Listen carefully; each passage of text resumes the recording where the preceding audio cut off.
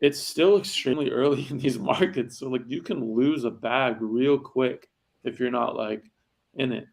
Um, but I know you brought up like NFTs and them not being in the year. I would disagree with that. Um, the one thing that I saw in going to Mhm. VCon was really cool was that Chris Cardvault brought up a great point. We were walking through the welcome party, and he was like, the the net worth of everybody in this like grass field has gone down 80% in the last 2 weeks. Mhm. But then what we saw is everybody was there. They're happy. They're passionate about the space, which is really cool to see. Now, if I went in there and I saw like people were like, "Fuck, bro, like just lost a bag, like fuck this shit," like that would have been a completely different story. But it wasn't like that, and I think Andrew can attest to that. I'm sure it wasn't. It's But here's something. why I think that, though, right? VCon's a great place to go, but it is an echo chamber. It's not the overall space. And as beautiful as your facial hair is, my back hair is even better, and it shows it from a different angle. I'm telling you, the hair on my ass looks just as nice. But Well, no and one's looking at that. that They want to that look at the that beautiful comes hair on your down to face. that comes down to the projects then, right? So So yes, I don't 100%. get So you that. walked into this room, those there's going to people be are down. projects. Yeah, there's going to be projects that go to absolutely No, but zero. dude, at VCon, you're in a room where people are down 80%, right? Yeah. But but as we talk about with cards, right?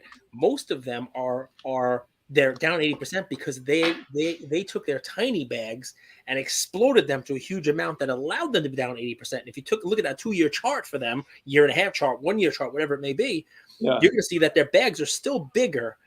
And most Yeah. people are not like that because you got 10,000 people there. They're all people who probably bought VFriends, right? They're all people who bought 1, 2 VFriends. Well, not all of them. Andrew didn't buy one. I didn't buy one. I don't know if you got one, but most of those people took $1,000 and turned it into a $30,000-$40,000 item and did that multiple times over. And if in May they got into VFriends and they were following Gary, they probably, I'm sure you met Yam Karkai while you were there or went over to the World of Women booth.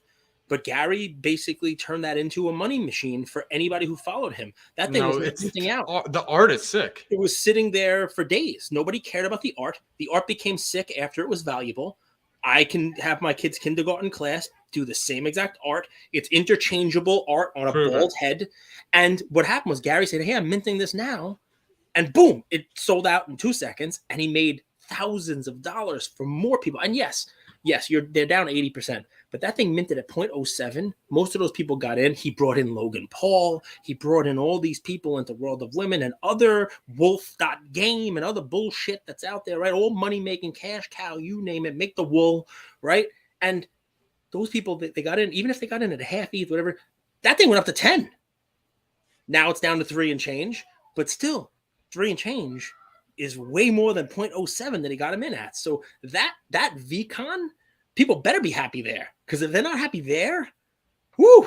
I mean, like that's like the heaven of the NFT space. Those people have all made a bunch of money. Sure, they're down, but they've all made a killing. The rest of the world are the ones that bought in because those people at that event were the ones saying, "This is the next big thing." How is that different from people who came into the hobby January 2020 and they bought LeBron Topps Chrome for a G, and then that went up to 40, but now it's at 8?